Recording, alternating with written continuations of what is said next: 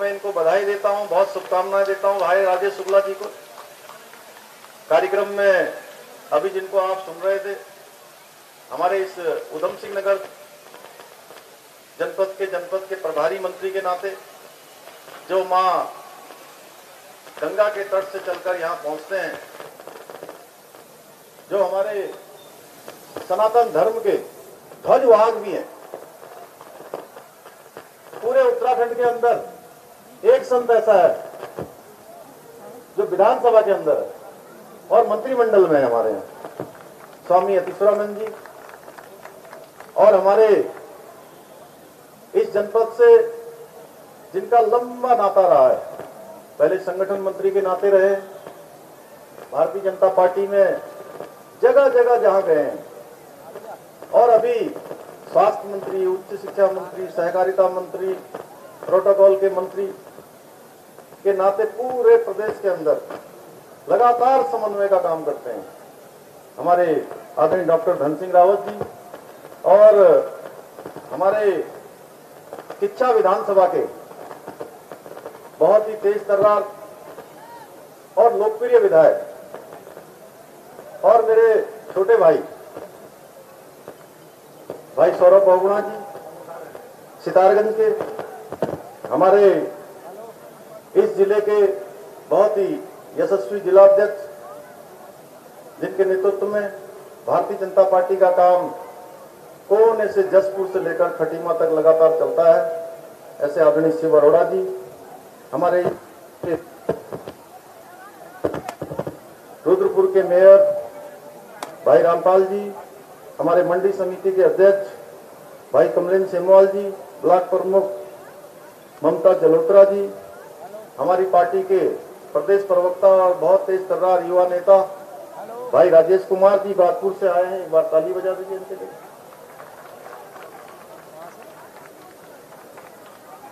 जिला महामंत्री भाई विवेक जी सक्सेना, जिला अध्यक्ष महिला मोर्चा बहन शैली फुटेला जी, मंडल अध्यक्ष किच्छा नगर भाई विवेक राय जी, मंडल अध्यक्ष किच्छा ग्रामीण भाई हरीश खानवानी जी, मंडल अध्यक्ष पन्नगर भाई अमित जी, हमारे किसान आयोग के उपाध्यक्ष भाई राजपाल सिंह जी, हमारे पूर्व जिलाध्यक्ष भाई उत्तम दत्ता जी, पूर्व मेयर भाई सुरेश कोहली जी, अविरल तिवारी जी, गुलमन जी, मनोज सक्सेना जी जो संचालन करने वाले हैं, राजेश तिवारी जी समेत अब मैं मंच पर हमारी ग्राम प्रधान संगठन की अध्यक्ष भी बैठी हैं, हमारे पंत जी भी बैठे हैं, मैं बहुत लोगों को सबको जानता हूँ, हमारे खुराना जी बैठे हैं, मेहरा जी बैठे हैं, अब रघुवंशी जी बैठे हैं, शर्मा जी बैठे हैं, मैं सबको जानता हूँ। अब मैं सोच रहा हूँ कि नाम लूँ तो मैं है, अब वो कहते हैं मेष राशि से लेकर मीन राशि तक, इधर भी उधर भी सामने भी उधर भी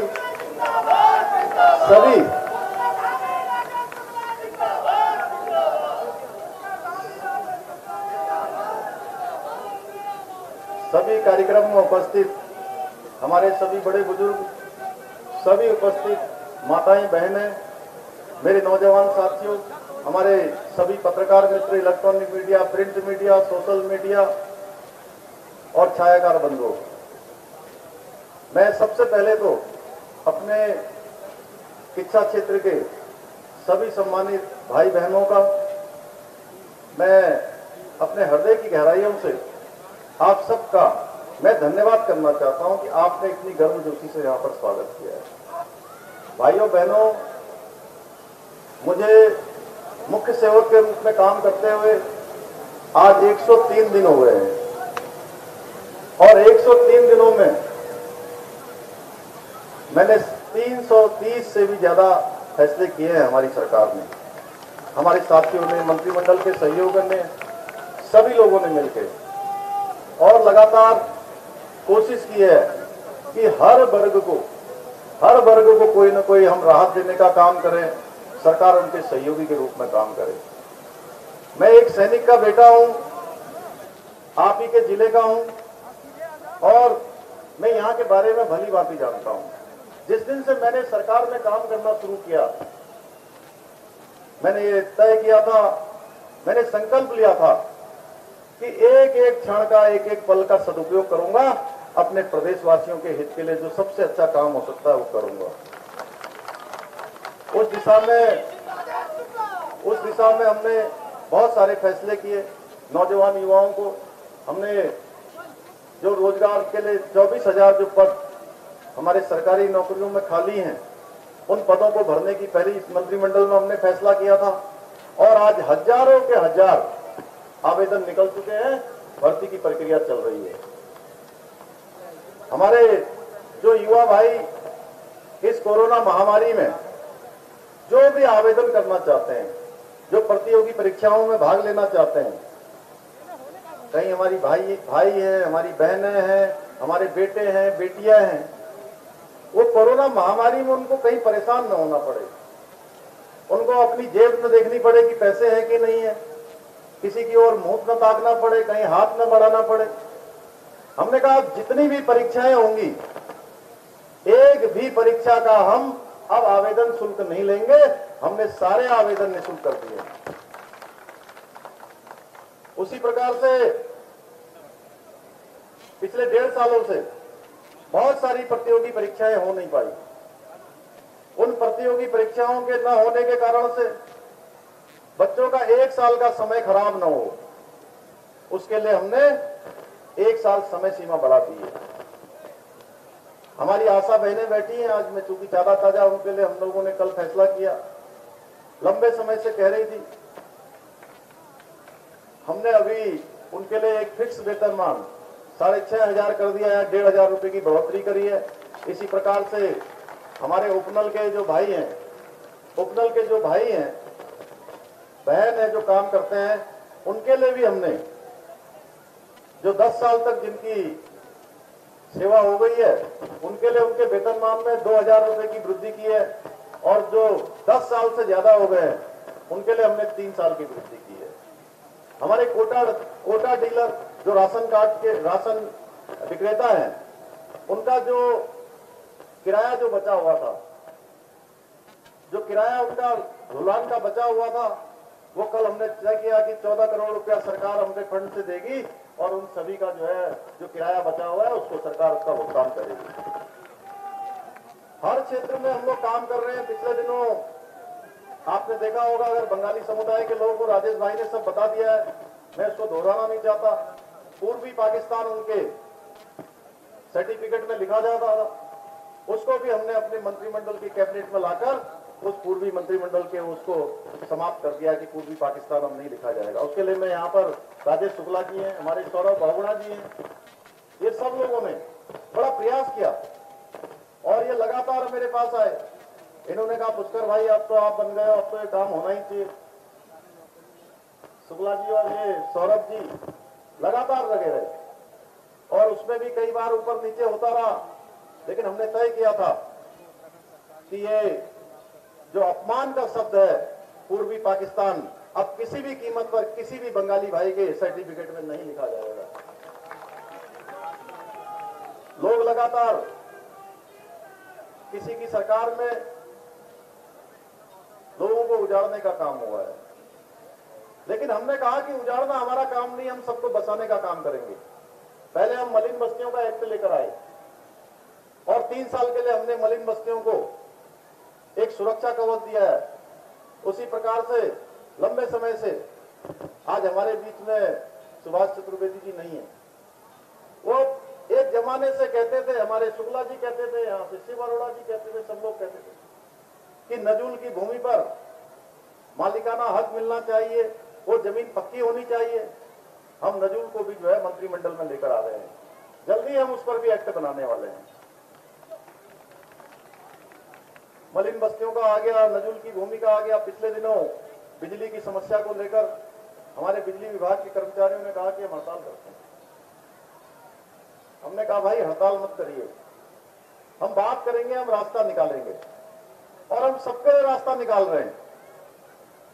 जो कर सकते हैं वो आपके सामने कर रहे हैं, ईमानदारी से कर रहे हैं। ऐसी कोई बात कहना नहीं चाहते कि जो हम कर नहीं सकते।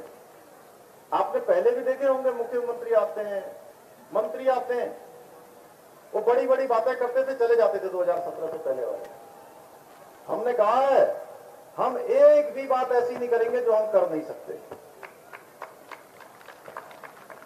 माननीय प्रधानमंत्री जी इस तरीके से देश को आगे बढ़ा रहे हैं, उनके पद चिन्हों पर चलते हुए उत्तराखंड को हर दिशा में, कि आने वाले समय में, अभी मोदी जी ऋषिकेश आए थे, उत्तराखंड के साथ, यहाँ की भूमि के साथ उनका जिस प्रकार का रिश्ता है, उनका एक भावनात्मक रिश्ता है उत्तराखंड के साथ है, एक आध्यात्मिक रिश्ता है, एक सांस्कृतिक रिश्ता है। उन्होंने कहा कि आज उत्तराखंड 9 नवंबर को 21 साल का होने जा रहा है। 21 साल का उत्तराखंड, युवा उत्तराखंड, चिर युवा, और 4 साल बाद उत्तराखंड 25 साल का उत्तराखंड होगा। और जब उत्तराखंड 25 साल का होगा तो ये उत्तराखंड हर क्षेत्र में हिंदुस्तान का नंबर 1 राज्य होगा। और उस नंबर 1 राज्य को बनाने का काम यहाँ के माताओं बहनों के आशीर्वाद से, यहाँ के बड़े बुजुर्गों के आशीर्वाद से, यहाँ के गरीबों के आशीर्वाद से, यहाँ के मजदूरों के आशीर्वाद से, उस उत्तराखंड को आगे बढ़ाने के लिए और जिस दिशा में मोदी जी चाहते हैं, जो उनका विजन है, उस दिशा में ले जाने के लिए एक एक पल हमारा संकल्प के लिए भरा हुआ है। एक एक पल का हम लोग काम करेंगे, एक एक क्षण का उपयोग करेंगे। उस दिशा में हम लगातार आगे बढ़ रहे हैं। अभी हमने कल ग्राम प्रधानों का भी, जो उनका मानदेय था 1500 रुपए, उसको भी हमने 3500 रुपए कर दिया है। भाइयों बहनों, मोदी जी की बहुत सारी योजनाएं हैं। मैं किन किन योजनाओं की बात करूं? उज्ज्वला योजना, जो हमारी माताओं बहनों के आंसुओं को पोंछने का काम करती है। प्रधानमंत्री आवास योजना, स्वच्छ भारत योजना, आयुष्मान भारत योजना, ऐसी योजना जिसने 5 लाख रुपए तक की गारंटी प्रत्येक व्यक्ति को उसके इलाज के लिए दी है। एक सुरक्षा का कवच दिया है। लगातार इन सब योजनाओं पर काम हो रहा है। मैं, चूंकि आज बहुत सारे कार्यक्रम हैं, अभी इसके बाद बागेश्वर जाना है, मैं आप सबसे फिर कभी आऊंगा। आज के अवसर पर मैं आप सबको धन्यवाद करते हुए कि आप सब लोग इतनी बड़ी संख्या में आए और इतनी चिलचिलाती धूप में, बहुत गर्मी भी है, मैं देख रहा हूं कि टेंट के अंदर भी, लेकिन उसके बावजूद भी आप बड़ी संख्या में यहाँ आए।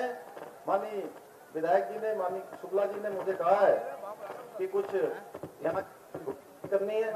मैं घोषणा करता हूं कि खुरपिया की जो 1000 एकड़ भूमि जो सिडकुल को दी गई है, उसमें हमारी सरकार ने केंद्र को अमृतसर कलकत्ता इंडस्ट्रियल कॉरिडोर के लिए प्रस्तावित किया है। शीघ्र ही हम उस पर उद्योग लगाने का काम शुरू कर रहे हैं, जिससे कि उद्योगों के साथ साथ हमारे यहाँ रोजगार भी मिलेगा। उत्तरांचल के प्रवेश द्वार किच्छा में, प्रयाग प्रारंभ में भारत रत्न पंडित गोविंद वल्लभ पंत जी की विशाल प्रतिमा एवं पार्क के लिए 13 एकड़ प्रस्तावित भूमि पर जो भी धनराशि होगी उसे देकर हम लोग उसके लिए जमीन पर भव्य, जमीन और राशि दोनों देकर भव्य प्रतिमा यहाँ पर बनाई जाएगी। किच्छा में राजकीय हाई स्कूल को उच्चीकृत कर राजकीय इंटर कॉलेज बनाया जाएगा। ये नया भवन खुरपिया में प्रस्तावित भूमि में होगा तथा पुराना हाई स्कूल भवन जीजीआईसी में दिया जाएगा। शिक्षा का जो सामुदायिक स्वास्थ्य केंद्र है उसे अपग्रेड किया जाएगा। शिक्षा में खुरपिया फार्म में प्रस्तावित केंद्रीय विद्यालय का निर्माण कार्य शीघ्र कराया जाएगा भारत सरकार से। शिक्षा विधानसभा में स्वीकृत ग्रीनफील्ड इंटरनेशनल एयरपोर्ट के लिए हमने जो 100 एकड़ जमीन दी है, 1000 एकड़ जमीन दी है, हमने कैबिनेट से डीपीआर तैयार करने का आदेश दिया है। शीघ्र ही इस पर काम शुरू होगा। इसके लिए मैंने जो हमारे नागरिक उड्डयन विमान मंत्री हैं श्री ज्योतिरादित्य सिंधिया जी से मैंने बात की है कि जल्दी से जल्दी इस पर काम शुरू कराया जाएगा। शिक्षा विधानसभा क्षेत्र में 10 किलोमीटर आंतरिक मार्गों का हॉट मिक्स सीसी मार्ग निर्माण कराया जाएगा। धौरा डाम की समस्या हल की जाएगी, क्योंकि दो क्षेत्रों का है। शिक्षा में सामुदायिक गतिविधियों के लिए एक सामुदायिक भवन एवं वृद्धाश्रम एवं गौशाला के लिए आरक्षित 80 एकड़ राजस्व भूमि में से 5 एकड़ भूमि दी जाएगी। आप सबका मैं बहुत धन्यवाद करते हुए कि आप सब लोगों ने सुना, और विधायक जी को पुनः एक बार बहुत शुभकामनाएं देते हुए कि आप इसी प्रकार से जो है इस क्षेत्र के लिए आप इसी उत्साह से, इसी तत्परता से और इसी उत्साह से यहाँ लगे रहे, आपकी ऊर्जा बनी रहे आप सब बहुत शुभकामनाएं, आप सबका बहुत बहुत धन्यवाद। जय हिंद, जय भारत, जय उत्तराखंड। पुष्कर धामी जिंदाबाद, भारतीय जनता पार्टी जिंदाबाद।